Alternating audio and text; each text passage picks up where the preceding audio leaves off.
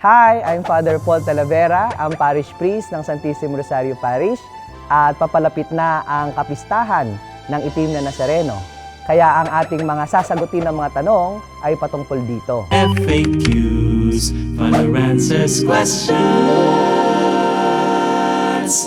Kailan at paano po nagsimula ang debosyon ng mga Pilipino sa Itim na Nazareno? Well, matitrace natin ang debosyon na ito sa pagdating ng mga Recoleto noong 1606. Dala-dala nila ang debosyon ng Itim na Nazareno. Originally, ito ay nasa isang simbahan na pinangalanan kay San Juan Bautista sa Bagong Bayan. And then later on, in 1608, it was transferred to San Nicolas de Tolentino Parish sa loob ng Intramuros. And then later on, it was transferred, kung nasaan siya ngayon, sa Quiapo. At masasabi natin dito nagsimula ang debosyon ng mga Pilipino sa Itim na Nazareno.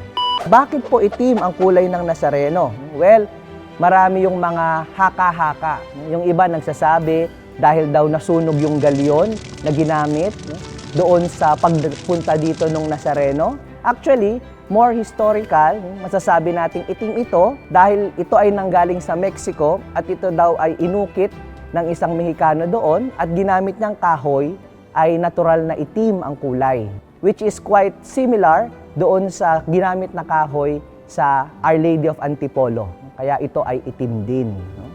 Bakit karamihan sa mga mananampalataya ng Itim na Nazareno ay mga kalalakihan?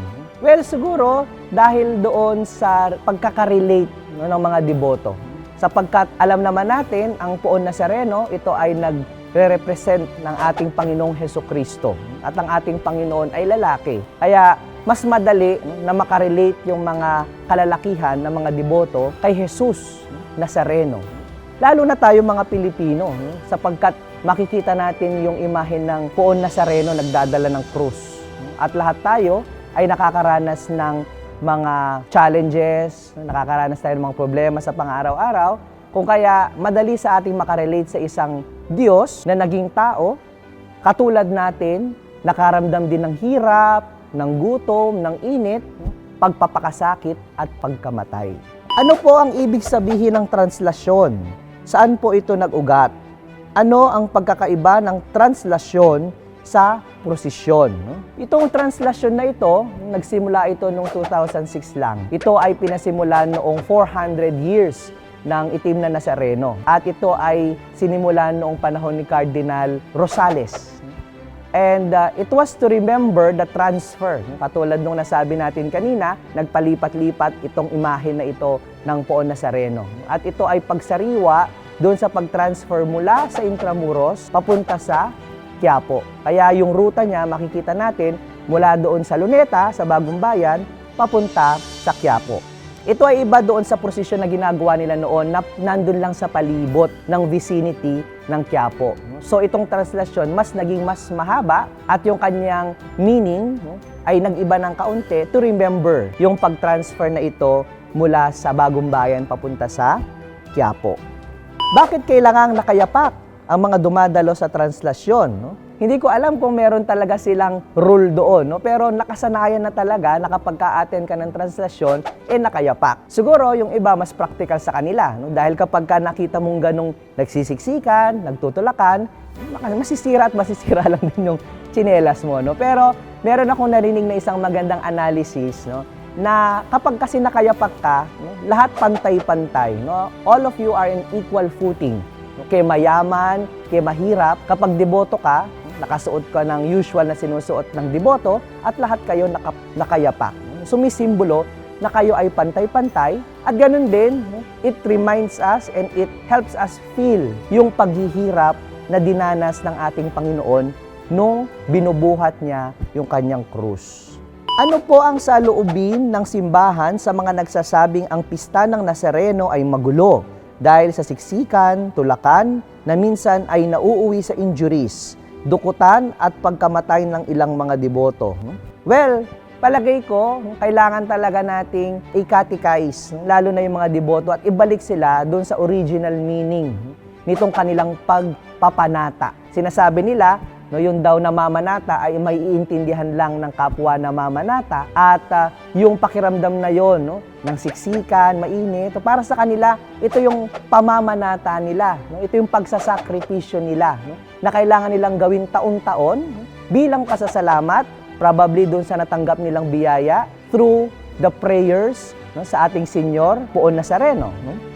Ano po ang inyong tugon sa mga nagsasabing ang pagdedebosyon sa Nazareno ay isang form of idolatry? No? Naku, ito taon-taon. No?